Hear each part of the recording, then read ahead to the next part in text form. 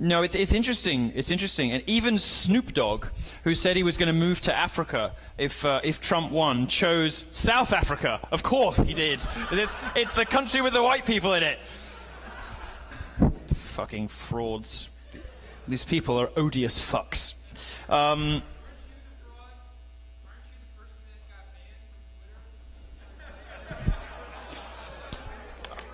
right, Pumpkin, let's go. Up you get. Now stand up and speak loudly. I'll try to get you a microphone. Where are you, Angel? Stand up. There you go, sweetheart. Yeah. Now, if you... I'm going to repeat what you say, so go ahead. So, you claim to be this great defender of black people. Especially in the bedroom. Thank you. You claim to be this defender of black people, right? Yes. You claim to abhor racism in all its forms. Your whole talk, right, this whole discussion is about how liberals are the real racists, right? Isn't this true? Do you have a question? However, yes, what I want to know is how do you... Shh, let him speak. He can embarrass himself without your help. How do you claim to be the anti-racist, the one who's calling out all the racists? Yes, get to the question, sweetheart. Just be patient. I'll get there. Okay? When you're the one who incited your followers on Twitter to attack Leslie Jones, the star of Ghostbusters. Excuse me. Poor Leslie. With a storm of racist tweets. Okay, I think I understand. Her to a gorilla. I think I understand the broad thrust of your question. My turn. How can you justify all this defense of black America and claim to be the savior of black folks when there is not a single black person in this audience? You're in the largest... Oh, there's one! Oh, there's one! You brought one. You found one black person in a city that's has the largest black population in the state to come to your talk. So why aren't there more black people here if you're such a defender of black America? All right, we have two. Explain why you were banned from Twitter. We have two questions in there. We're going to address both of them for you. Thank you very much for your question. Thank you for listening to him relatively respectfully. Why don't you sit down, Poppet, and I'm happy to address both things. Stop it. Stop it. Alluding to me as some kind of viper about to strike. I'm going to be lovely. I'm going to be very nice. First of all, stop believing what you read in the press. What I did... you should have picked this up by now from whatever terrible blog you read, whether it's Vox or Mike or BuzzFeed or God, not Gawker anymore, thank God. Sorry about that. You should have picked up by now the media doesn't always get everything right. For instance, the last election.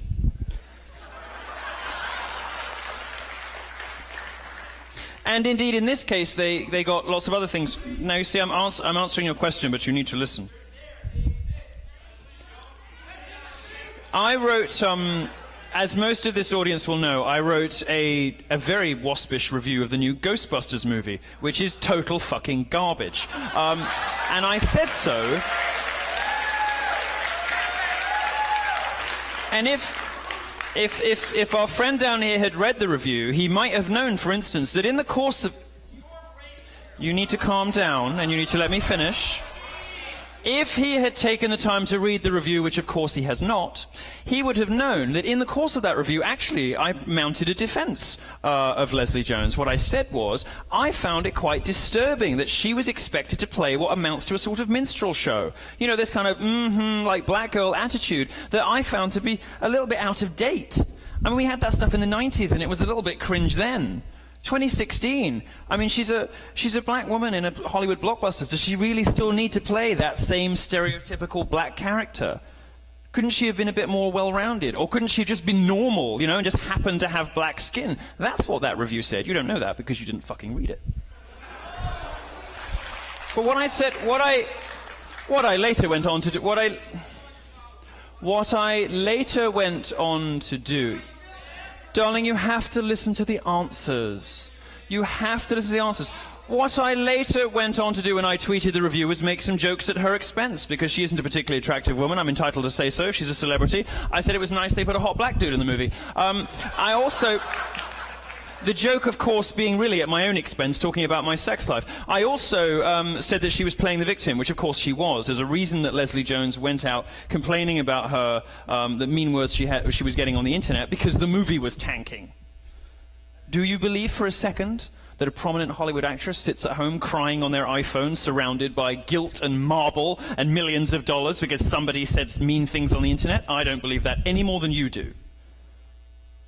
But she was deployed to complain about bad words on the internet. Now, it is true that following the publication of my article, some people, a small contingent on the internet, said things to her which I found utterly disgusting. And I have told every interviewer who ever cared to ask, which is not many of them because they're not interested in the truth, they're interested in identifying racists and ejecting them from polite society. I've told every... You have to listen, sweetheart. I'm actually indulging you. I am indulging you. I am indulging you with a far more detailed answer than you deserve. So you should listen. Now, most people aren't interested in what actually happens, and Twitter had been trying to get rid of me for a very long time. Now, in America, identity politics, which has sort of superseded reason, logic, and the truth as the guiding principle behind public life,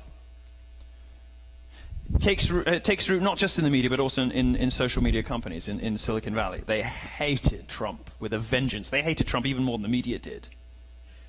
And Twitter took the opportunity to get rid of me, claiming that I was inciting targeted harassment of somebody. This is a charge I deny. This is a charge I refute utterly. I am not responsible for what hundreds of thousands of people on the internet tweet. I am responsible for what I tweet.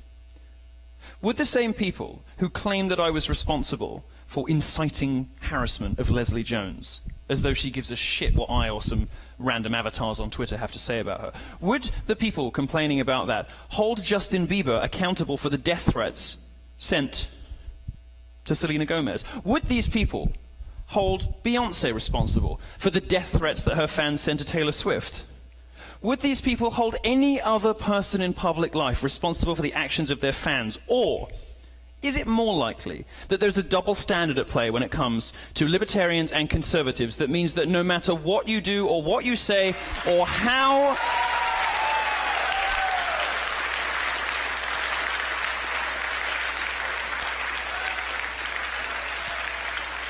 Could it be that there is in fact a double standard at play, and that they will, on the basis of no evidence whatsoever, and nobody could ever produce anything, ever, in the history of my journalistic career, and let me tell you they tried, could never produce a statement that could plausibly be described as racist. And most of the reports didn't even include the tweets that got me banned, the jokes at her expense, call it, because they were so funny that the journalists realized it undermined their case.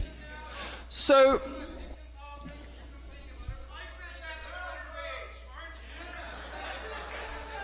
I'm not able to hear you because you're yelling again, but... So that's the answer to the first... Oh, dear.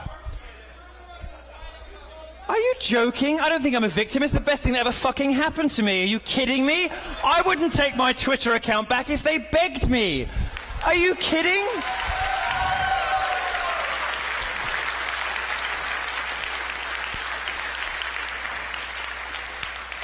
Never been so grateful to be censored. Not that I like it when they do it to other people, because I can take it.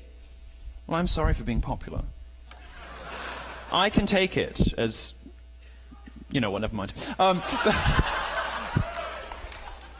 But many private citizens can't. And the reason I made a fuss about it wasn't for my own sake. I don't give a shit. I am 10 times better known than I was before I lost that Twitter account. They did me an enormous professional favor in banning me from Twitter. The reason I care about it is not for me or for Azealia Banks, who I love, who said appalling things about people for years, but was only banned 2 weeks after she, guess what, endorsed Trump. Not for Charles Johnson's sake, who was also banned for no good reason. Chuck Johnson, the founder of Got News, now he tweeted that that he was raising money to take out DeRay Mackison, who we're going to get to in a minute, one of the Black Lives Matter leaders. It was very clear, totally clear. This guy's a journalist, and take out meant publish a piece of journalism that would damage his reputation. Nobody, absolutely nobody, with more than 2 brain cells to rub together could possibly ever have believed that a 5'10" ginger bespectacled journalist was raising money to assassinate a Black Lives Matter leader. Nobody believes that. Absolutely no one. But they claimed that it was some sort of death threat. What's going on here? Double standards and inconsistent enforcement of rules if you have the wrong politics. And every conservative and every libertarian will come across this on social media. And I cared about the Leslie Jones case not for my own sake, because I knew the moment it happened, it would be a huge career boon for me. I'd have things to talk about in the media for months, you know? Well, I was running out of stuff to talk about for a while. No, I wasn't, but, you know. But rather, because this happens on a daily basis to people like you, and nobody is going to write columns about it when it happens. All you will discover is that you lose your Twitter account. You lose your voice. You lose your ability to express yourself. You lose your ability to express perfectly respectable, reasonable, mainstream opinions that should be inoffensive to the majority of America, and you lose your ability to share your points of view with others because you have the wrong politics. And it's going to happen to you. It's going to happen to all of you. It's already happening on Twitter. I mean, there's now a concerted campaign on Twitter to get Donald Trump banned, you know. And the media is kind of complicit with this. And Twitter has a long history of rolling over when it gets too much bad press from the left. It might happen. The network will go. The Twitter will die even faster if they do it. Imagine it, banning the president. But it might happen. And this tells you something about the stupidity and lunacy of Twitter and why that happened. Let's move on, shall we?